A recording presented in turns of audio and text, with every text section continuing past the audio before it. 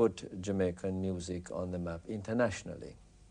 He's also very significant, I think, because he's one of those rare figures that come along perhaps once in a generation, who by some chemistry of themselves, their own genius, takes what is up to then, just a folk form, and makes it a part of the universal art of the world. But Bob Marley wanted nothing to do with party politics. Yet when he was approached by the then Jamaican Prime Minister Michael Manley offering to stage a free concert, he agreed. On the night of the 25th of November 1976, assassins crept into Bob Marley's home and opened fire. I picked up the newspaper and I couldn't believe it. It said Bob Marley shot. 5 gunmen came in and splattered the room. I got him on the phone in Nassau and he started to tell me in detail what had happened, how they'd come in, these men, and shut up the house and him and the musicians and his manager. And it was never, found out by the police who did it, but like I say, it's a popular theory that it was organised by the same guy, Siegel, who, when Bob died, got a posthumous Jamaican equivalent of the knighthood or whatever.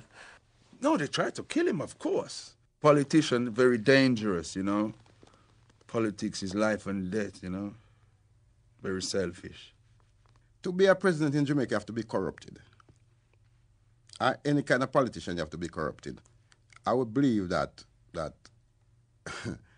Bob Marley was shot by a politician, He came to England and he acted out everything. He acted it out and showed me where the bullet was in his arm, because he still had a bullet in his hand. And he made me write it down. He said, you've got to write it all down. Anyway, he survived and he did the show. He still went back and he did the concert. And some people say it was political. Some people say it had something to do with some of his friends who attached themselves to him. He did the gig wearing a bandage, and I think it was Rita Marley got shot in the head. She did the gig in a nightie with a bandage on her head. A lot of the bands pulled out. Bob, fair play, he could have just walked on stage and been machine gunned down. That really took a bit of courage to do that. But, he stood there, the famous picture where he's got the 2 leaders and he's bringing their hands together. He was a sitting target there. I'm surprised he got away that lightly. Bob's status had increasingly attracted those seeking to exploit his popularity for their gain. His refusal to be controlled by others had almost cost him his life. Did you see him as a political figure in any way? There was an assassination attempt on him just before he was to give a concert which some people saw as being a sign of support for you in the election before last. Yes. The political figure, yes. Political figure, no. Political figure, no, in the sense that Bob was not by temperament or mind the kind of person who would ever become, say, a part of a party. Bob wasn't at that level or on that wavelength at all. Political, yes, in that he was one of the most articulate troubadours of the ghetto, its suffering, its pressures, that I have ever heard. Ghetto youth, tired of the constant political infighting, banded together in a mammoth reggae concert for peace. It ended with Prime Minister Michael Manley and opposition leader Edward Seaga on stage, shaking hands in an appeal for peace. The man responsible for it all, they say, was Bob Marley. But isn't what you need some sort of social, legislative change? The economic conditions are bad. You have a lot of people who are unemployed. What's really going to happen now is that we don't really want the island to change. We want the world to change. And his music is how he gets his message across. No sun will shine in my day. After the attempt on his life, Bob Marley exiled himself to London for 18 months. After the shooting, first of all he took off to the Bahamas, and then he came to London, spent 18 months living in Chelsea, recording Exodus. We wrote I Shot the Sheriff in this flat, and finished Get Up, Stand Up also here, and from here we did all the way for him to go into the recording. I cooked for them and take it. So the place has got memories. He adapted very easily to what was going on in Britain, because he chose to live in London when the punk thing was exploding. Mick just lived down the road here, and Bianca and Marion and all of us were all very close. I introduced Bob to Mick in the street down there. And Bianca came up, rushed up. She came home, and Mick said, Esther's just introduced me to a musician she's just brought from Jamaica. Bianca ran up here and come to meet Bob, and was just so amazing. And they actually came to the speakeasy to the gig and screamed. Bianca was at the back screaming Rastafari and everything. It wasn't that he was the name that made him the person, you know. He was a person before the name, you know. He's a strong person. It's not a person you would say, who's that over there? You would know that there's someone over there who is like a strong person, you know. He had that kind of energy. Oh, Bob, if you wanted to work, he's ready to work. Of course, he was a disciplinarian. If something was wrong, he would have a go. At the studio at BBC, there was a young show-off lady, and she was behaving very bad. This is where I learned from Bob Marley. The lady was smoking a cigarette in the electrical part round the back. A old man came and said, could you hold the cigarette? The lady told him, you know, very bad words, where to go. I just heard Bob come and tell her off, in the right way. You know, he asked her, is it your name on this or is it my name? You know, properly. And I felt embarrassed for her, you see, and I walked off. And I know that he's a man, you know, because that lady was a very show-off lady, she, you know, because I'm little me, I was little, you know, a 17-year-old rasta, so, you know, she don't see you.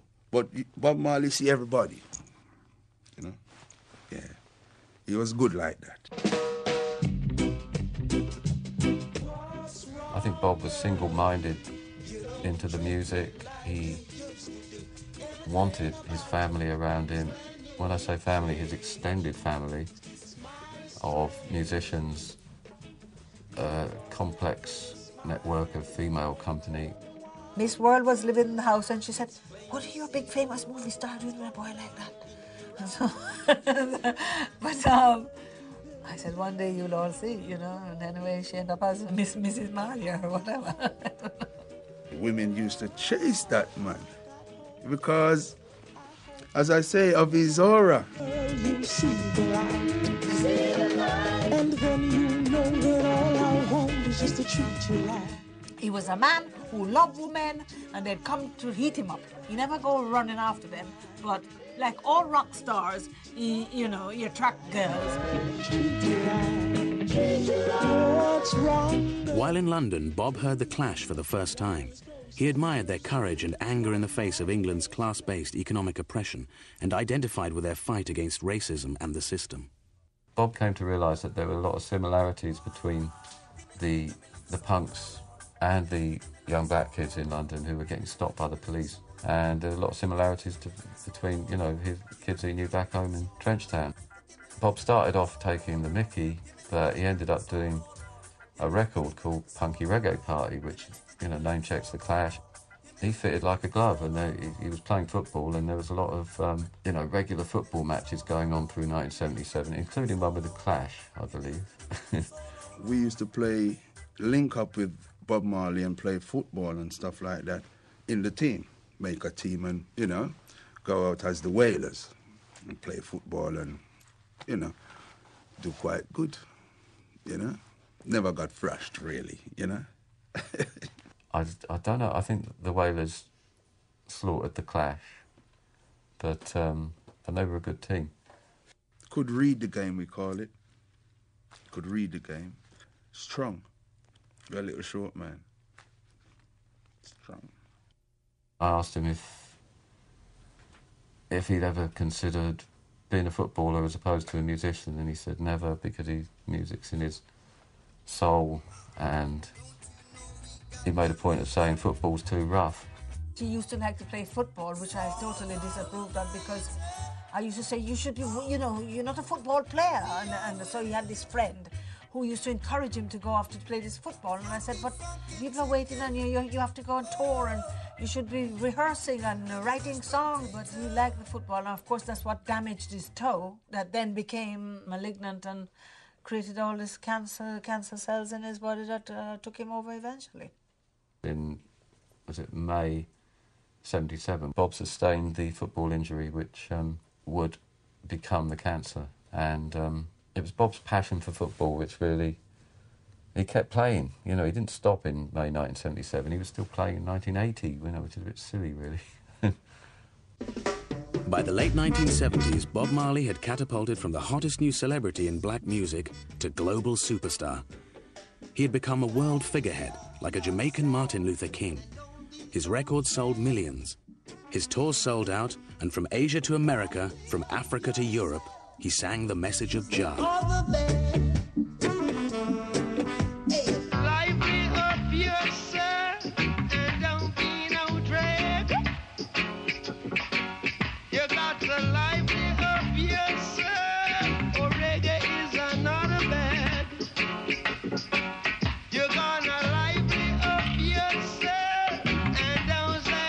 But despite his fame, he never lost touch with his own humanity.